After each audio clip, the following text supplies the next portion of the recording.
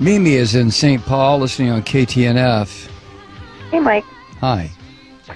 Well, I'm confused. I want to talk about Israel. And so, can you even imagine any other country in the world allowing 530 rockets to fall before it took a step to defend itself?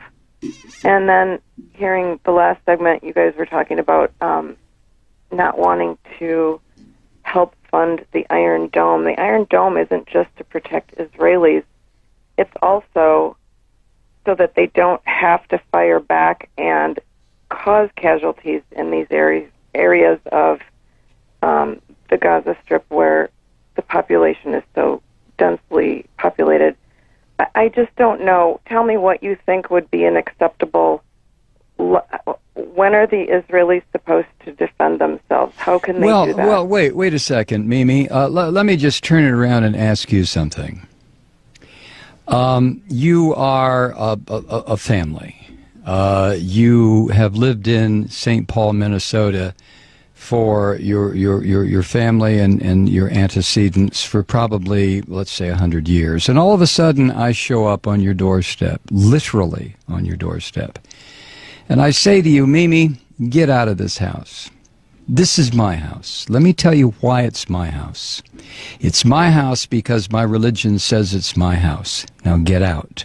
Now, I happen to be standing on your doorstep with a gun pointed at your head and at Wait, your... who are you? No. Hold on. No. I listen to you. You listen to me. I don't know which side you're talking for, but okay. All right, Mimi, I'm going to put you on hold so you can go ahead and interrupt if you want to. But I'm standing on your front porch and I order you and your family out of your house. And I tell you that it's my house, not your house. And the reason it's my house and my block and my neighborhood is because my religious belief says it's mine. And you sit there and you say, well, no. What are you talking about? We've been here 100 years. I'm sorry. Get out, Mimi. So you leave. And the reason you leave is because you know if you don't, I'm going to blow up your house and probably blow up your family. So you leave and you move down the street. And for the next 60 years, you sit there and you get very, very angry because I came into your house and told you to get out.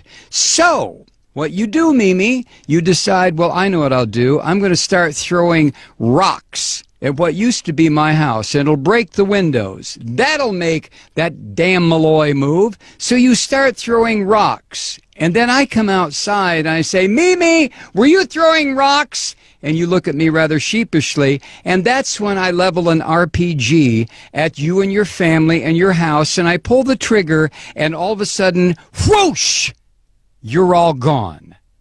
Now, which is the terrorist? You tell me. But tell me on another phone call, Mimi, because I'm not going to get involved in a big discussion about this. Thank you. Wow. When does Israel have a right to defend itself? Well, when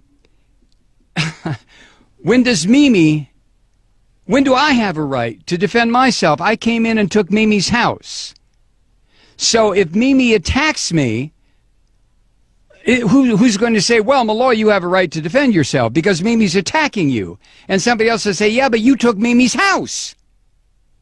Yeah, but, you know, possession is 9/10 of the law. Nah, possession is 99.9% of the law. And besides, God gave me this land.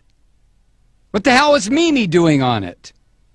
All I had to do was come here and remind her, Mimi, get out. God gave this land to me. Now, if Mimi doesn't like that, she can go live in the little ghettoized area that I've set up for her near the Mississippi River in St. Paul, where there's bad electricity, bad water, the fish are no good to eat, and Mimi can stay there until hell freezes over. Or Mimi can throw rocks at my house. Used to be her house. In which case, I will level a couple of grenades at her. So the question, Mimi, is not, when do I have a right to defend myself? I stole your house. I stole your neighborhood. I stole your friend's house. I stole your friend's house. I stole the corner grocery store. I took it all. When do I have a right to defend myself? You have to be kidding. You have to be kidding. Let me recommend a book for you, Mimi. It was written by Rabbi Meir Kahana. The title is They Must Go. Read it and call me back.